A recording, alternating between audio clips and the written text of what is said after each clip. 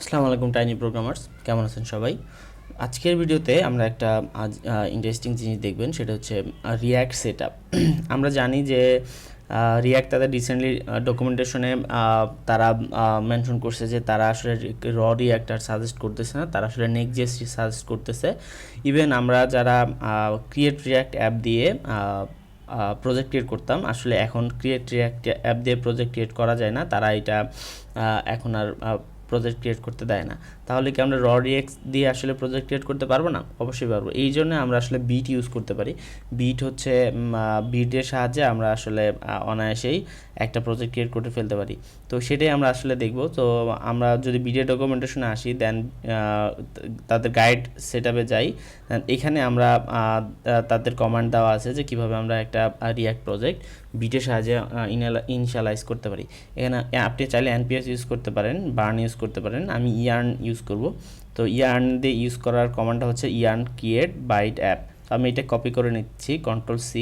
দেন আমি আসলে এইখানে একটা ফোল্ডার ক্রিয়েট করে নিচ্ছি, যেখানে আসলে আমি বিটটা আমার প্রজেক্টটা ইনিশিয়ালাইজ করব, আর আমি সেটা আসলে টার্মিনাল দিয়ে ওপেনও করে নিছি।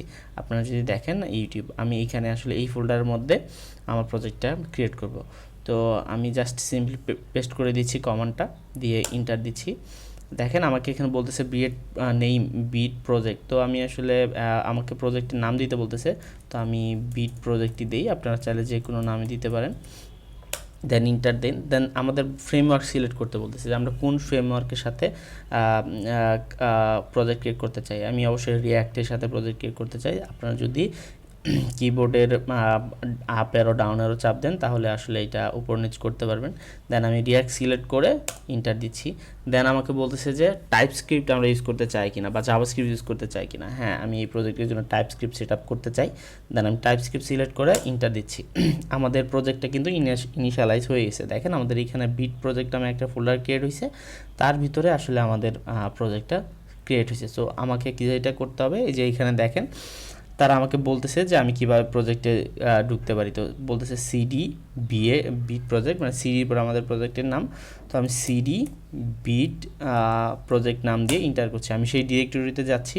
দেন আমাদের আরেকটা কমান্ড দিতে বলছে, সেটা হচ্ছে ইয়ার্ন একটা কমান্ড দিতে বলছে। ইয়ার্ন হচ্ছে মূলত আমাদের, দেখেন এখানে কিন্তু আমাদের নোড মডিউলস ফোল্ডারটা নাই। তো ইয়ার্ন যেটা করবে, আমাদের নোড মডিউল এবং নেসেসারি যে ডিপেন্ডেন্সিসগুলো সেগুলো আসলে ইনস্টল করে দিবে। সো এটা হইতে একটু সময় লাগবে। এর মধ্যে আমরা আরেকটা জিনিস দেখব এই ভিডিওতে, সেটা হচ্ছে এই বিট যে রিয়্যাক্ট প্রজেক্টের সাথে আমরা কীভাবে টেইলউইন্ড সিএসএসটাকে ইন্টিগ্রেট করতে পারি। তো এর জন্যে আমি ওইটা হইতে থাকুক, আমরা আসলে টেইলউইন্ড সিএসএস এর ডকুমেন্টেশন সেখানে চলে যাচ্ছি। তো টেইলউইন্ড সিএসএস গেট স্টার্টেড করতেছি। দেন আমরা আসলে ফ্রেমওয়ার্কের সাথে কাজ করতে চাই। দেন বিট প্রজেক্ট, আমরা যেহেতু প্রজেক্টটা বিটের সাহায্যে ইনিশিয়ালাইজ করছি, সো আমরা বিটে যাব। দেন এখানে আমাদের দেখেন কয়েকটা স্টেপ ফলো করতে হবে, যে আমাদের বলতেছে ক্রিয়েট বাইট। এখানে আমাদের রিয়্যাক্ট প্রজেক্টটা ক্রিয়েট করতে বলতেছে, যেটা আমরা অলরেডি করে ফেলছি। দেন টেইলউইন্ডের জন্য আমাদের যে কনফিগারেশনটা সেটা হচ্ছে এরকম, আমাদের এই কয়েকটা কমান্ড স্টেপ ফলো করতে হবে। তো দেখি আমাদের, হ্যাঁ আমাদের প্রজেক্ট সেট আপ হয়ে গেছে। তো এখন যদি আমি ইয়ার্ন ডেভ দেই, দেখেন আমাদের প্রজেক্ট কিন্তু ইনিশিয়ালাইজ হয়ে গেছে। তো আমি এইটার সাথে এখন আবার চাচ্ছি যে আমি টেইলউইন্ড সিএসটা ইন্টিগ্রেট করব। তো আমাদের এই দুইটা কমান্ড, এই প্রজেক্ট ক্রিয়েট কিন্তু আমাদের অলরেডি হয়ে গেছে। সো দেন হচ্ছে আমি টেইলউইন্ড সিএসের এই কমান্ডটুকু দিয়ে এই কমান্ড কপি করে নিচ্ছি। দেন হচ্ছে আমি সার্ভারটাকে বন্ধ করছি, ইয়ার্ন অ্যাড, আমি যেহেতু ইয়ার্ন ইউজ করতেছি। দেন হচ্ছে আমার ওই টেইলউইন্ডের কনফিগারেশনের যে কমান্ডটা সেটা দিয়ে দিচ্ছি। দেন তারা বলতেছে যে আরেকটা কমান্ড npx টেইলউইন্ড সিএসএস ইনিশিয়ালাইজ করতে বলতেছে। সো সেটাও কমান্ডটা দিয়ে দিচ্ছি। ওকে, দেখেন আমাদের কনফিগ ফাইল tailwind config.js এই ফাইলগুলো ক্রিয়েট হয়ে গেছে।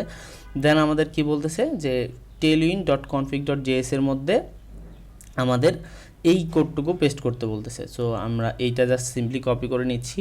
দেন আমরা এখানে tailwind.config.js এর মধ্যে এইখানে যা আছে এটা আমরা জাস্ট ক্লিন করে দিয়ে আমাদের ওই কোডটুকু কপি পেস্ট করে দিচ্ছি।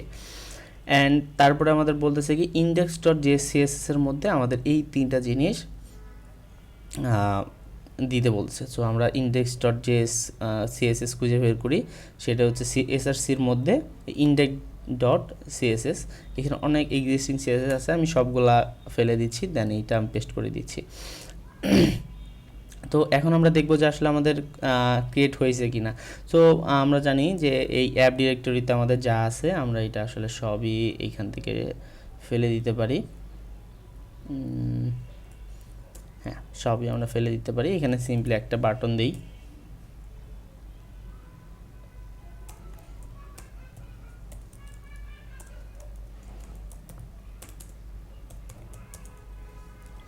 ক্লিক মি, অ্যান্ড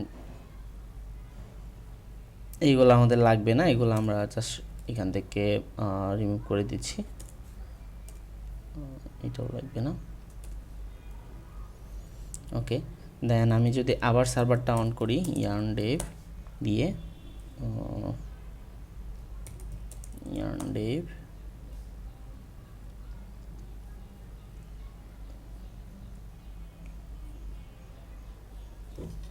মেবি আমি একটু সরি, আমি আসলে রং ডিরেক্টরিতে আছি। সো আমাদের ডিরেক্টরিটা ভুল হয়েছে। আমাদের এই ডিরেক্টরিতে যাতে বাইট প্রজেক্ট, এটাতে যাতে সিডি বাইট প্রজেক্ট, এটাতে যেয়ে যদি আমি yarn dev দেই, দেন হচ্ছে আমার সার্ভারটা চালু হয়ে যাবে।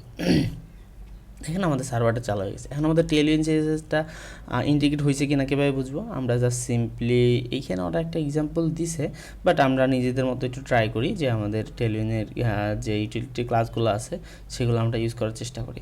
সাপোজ এইখানে আমি একটা ক্লাস নেম দিতে যাচ্ছি যে এইটার একটা পেডিং দিব 4, এটার ব্যাকগ্রাউন্ড থাকবে হচ্ছে ব্ল্যাক, টেক্সট হবে হচ্ছে হোয়াইট, টেক্সট হোয়াইট। ওকে, আপাতত এইটুকু থাকুক। দেন আমি যদি ব্রাউজারে যাই, দেখেন আমাদের কিন্তু স্টাইলটা পেয়ে গেছে, তার মধ্যে আমাদের টেলউইন্ড সিএসএসও ইন্টিগ্রেট হয়ে গেছে।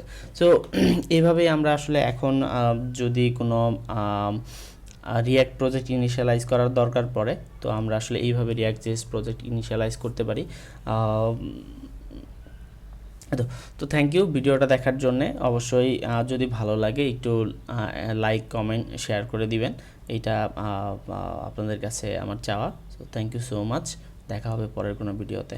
আসসালামু আলাইকুম।